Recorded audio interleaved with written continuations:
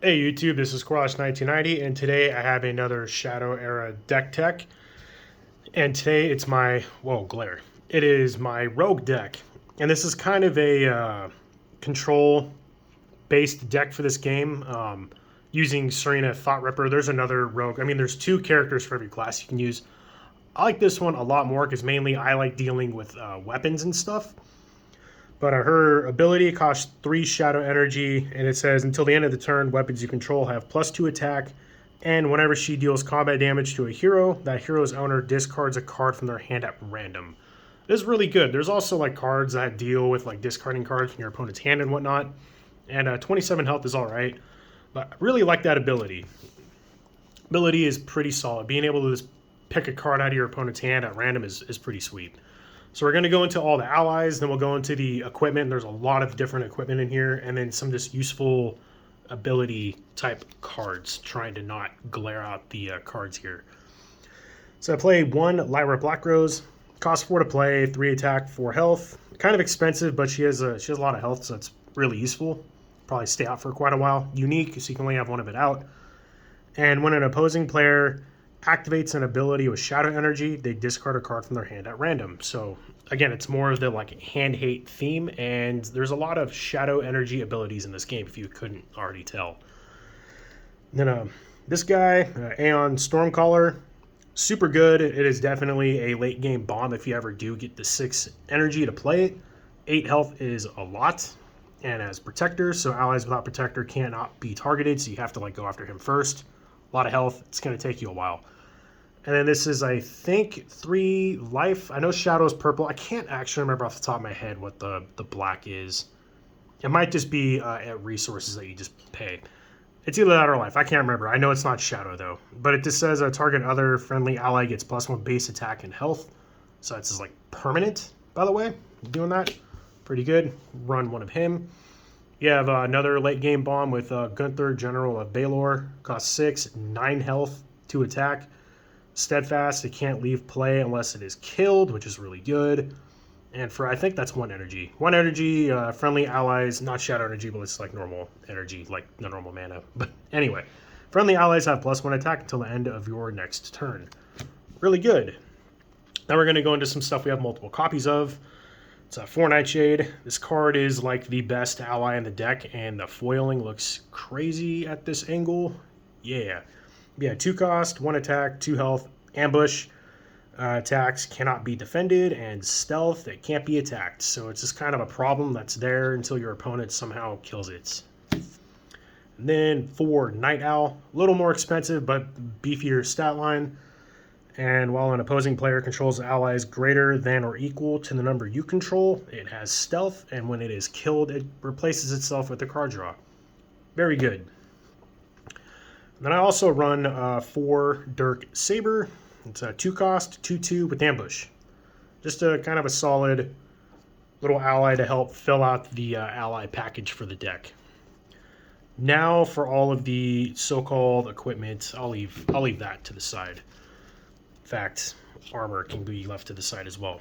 I run a pretty big array of weapons in here for whatever the situation may call. Again, it is a control deck, so you kind of want different options. Dagger of Unmaking is great, though. Again, it is slow, costs 5. 1 attack, but has 4 durability, which is pretty solid for weapons. And when your hero deals non-fatal damage to an ally in combat while Dagger of Unmaking is in play, that ally is returned to the hand. So this is how you answer big, crazy, threatening stuff. Just keep returning it to the hand, and over the course of 2 or 4 turns, it'll get its value for sure. I have 2 anklebreaker, 5 cost, 2 attack this time, and 4 durability. And when your hero damages an ally in combat while anklebreaker is in play, that ally loses 1 base attack and is disabled for 1 turn, so it like can't do anything for a turn. Pretty good for that too. Another way to lock down some stuff. And then finally, I have 2 golden katar, 5 cost, 2 attack, only 2 durability. But golden katar does not lose durability when your hero defends. So it's essentially, as much durability as these. Because whenever your opponent attacks into them, they'll automatically fight back, and it takes away that durability. So this gives you a little more longevity for when you're not drawing these, and so on and so forth. And then for the armor, I am running just black garb. I think black garb is great because it's cheap. 2 durability, blocks for 1. And whenever an ally deals combat damage to your hero while this is in play, the ally is killed. So again, along theme with these, it's just more answers to what your opponent's doing with their allies. And then now for the rest of the chunk of the deck. So I have 3 sorcerous poison. It's a 2-cost attachment. You put it on a weapon you control. And whenever your hero ally damages in combat to your hero, they are poisoned. Yes, so basically poison is they lose like a life every like turn or so. These cards are like sticking to themselves and it's driving me nuts. There we go. So yeah, this is more way to just make your hero more toxic for just units in general, like allies in general. I play 4 assassination. It's a 3-cost ability. Target friendly ally that is not exhausted. It becomes not exhausted, disabled, or frozen. Kills the opposing ally and is then discarded. So you basically choose something that is not any of those things and it kills something else. So you have to have something in play, but you know, that's totally fine. Being able to just blow anything up is really, really good. I also run 4 mugged, another rogue ability. Target opposing ally is disabled. It can't attack or defend or use abilities for 1 turn, and it draws a card, so it replaces itself. Very good in this game, having cards that draw you cards when you play them. It's you can run out of a hand in this game pretty fast, so those kind of things are really important, I think, in this game. And then to round the deck out, since we are playing human, I am playing 4 retreats. 2-cost human ability, target ally is returned to the hand. So again, it is just more answers for allies. You don't want your opponent to have allies out.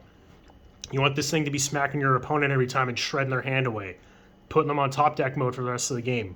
That's kind of how this deck wins, and it is very good at doing it.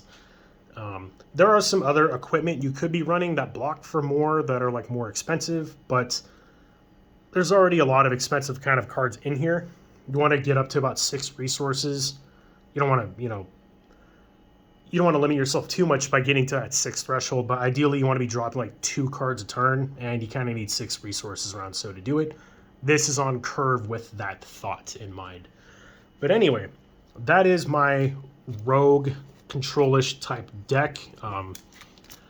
This deck does have some weaknesses. In fact, it is weak to the Woven deck I posted because that deck doesn't really play a lot of allies. I've actually changed my Woven deck more so to have pretty much no allies.